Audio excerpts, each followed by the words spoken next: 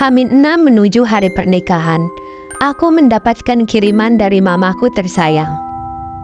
Hai teman, aku Dewi. Ini adalah kisah nyataku yang terjadi pada tahun 2020 lalu. Aku anak tunggal.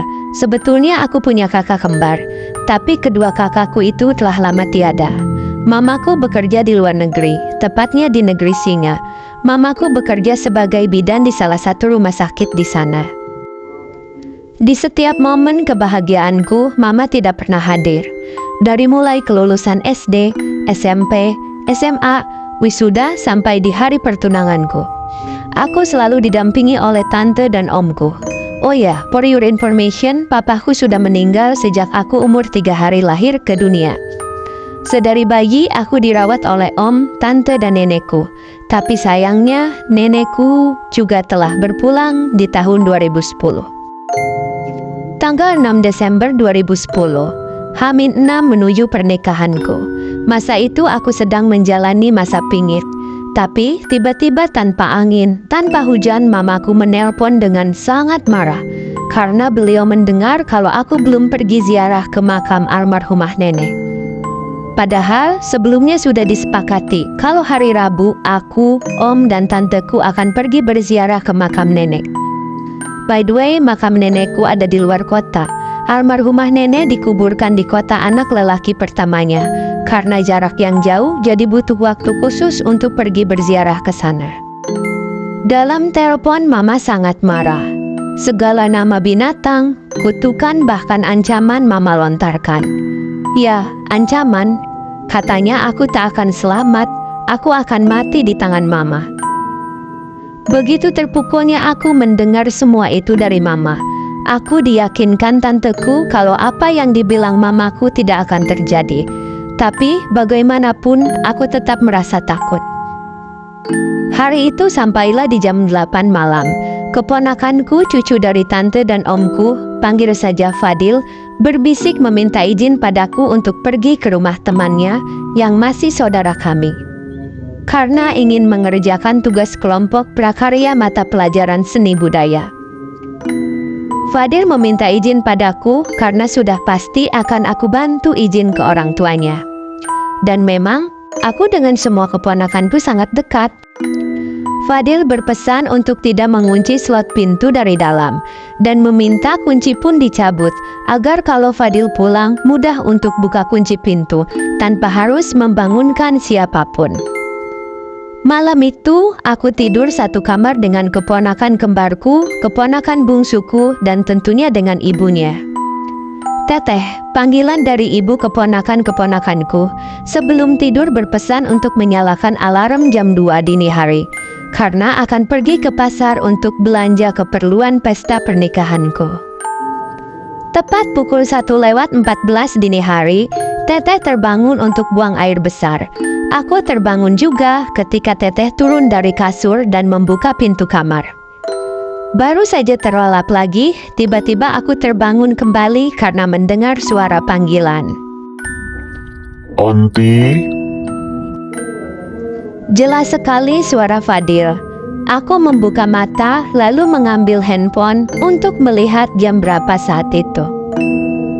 Terasa lama aku tunggu tidak ada panggilan lagi. Dan aku sangka tadi hanya salah dengar saja, atau mungkin panggilan tadi hanya mimpi. Baru 1 menit aku memejamkan mata tanpa tertidur. Tiba-tiba terdengar kembali suara Fadil. Onti, Seketika aku terbangun sambil mencari kunci pintu. Tapi aku terpikir tadi kan Fadil bilang bawa kunci. Jadi biarkan saja dia buka sendiri. Kenapa mesti panggil aku? Aku hanya terduduk di kasur sambil menepuk-nepuk pelan punggung keponakan bungsuku yang mengulat karena mungkin terganggu oleh gerakanku saat mencari kunci. Baru mau aku rebahkan lagi tubuhku, tiba-tiba terdengar lagi suara. Onti,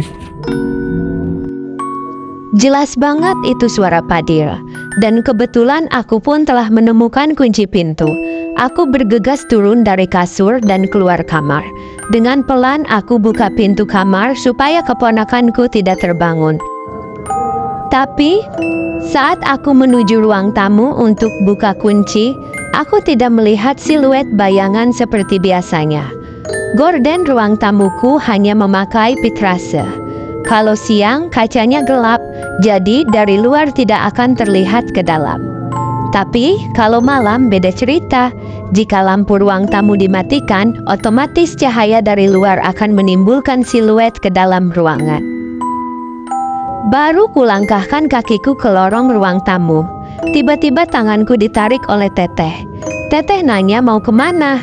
Aku jawab mau buka pintu, Fadil pulang. Tapi Teteh menyuruhku masuk lagi ke dalam kamar dan langsung kunci pintu kamar. Teteh bilang Fadil udah nelpon jam 10 malam tadi, ngasih tahu kalau dia gak bakal pulang karena tidak ada orang yang nganterin. Aku bilang ke Teteh, tadi jelas banget suara Fadil manggil sampai 3 kali. Teteh memintaku untuk menelpon suaminya dan menyuruh suaminya buru-buru ke rumah lewat pintu belakang. By the way, jarak rumahku dan Teteh sekitar 50 meter, cuma kehalang oleh musola dan 2 rumah. Tapi posisi rumahku sedikit naik ke atas. Suami Teteh pun mengetuk pintu belakang dan membukanya. Kebetulan dia punya kuncinya dan tanya ada apa. Lalu Teteh pun menjelaskan kejadian tadi. Langsung menelepon kakekku dan menyuruh kakekku ke rumahku. Setibanya kakek langsung menyuruh aku pergi ke toilet dulu untuk buang air kecil dan wudhu. Setelah itu, aku dikurung di kamar bersama keponakanku. Sampai jendela kamarku ditutup oleh lemari supaya tidak ada celah yang terbuka oleh angin atau apapun. Tapi, selama aku dikurung di kamar, di atas genting seperti banyak letupan kembang api, berlangsung selama kurang lebih 15 menit. Singkat cerita, jam 6 pagi, kakek, dan Teteh datang membawa Ustadz. Panggil saja Ustadz Kamaludin. Beliau langsung keliling rumah dan ketika membuka pintu utama ruang tamu, beliau berucap, Astagfirullahalazim, ya Allah, ya Rabbi. Ustadz Kamaludin lalu menanyakan apakah aku sempat keluar rumah, dan Teteh jawab tidak sempat keluar. Dengan penuh syukur, Ustadz Kamaludin berkata, kalau sampai aku keluar, aku akan menginjak buhul yang berada tepat depan pintu. Dan buhul itu yang akan membuat aku sakit sampai meninggal. Ustadz Kamaludin dengan berkaca-kaca berkata, Nak Dewi, walaupun kita tidak punya salah dan walaupun kita sakit hati, kita harus ikhlas meminta maaf dan memaafkan karena bagaimanapun juga itu ibu kandung kita. Bagai tersambar petir mendengar kabar pagi itu.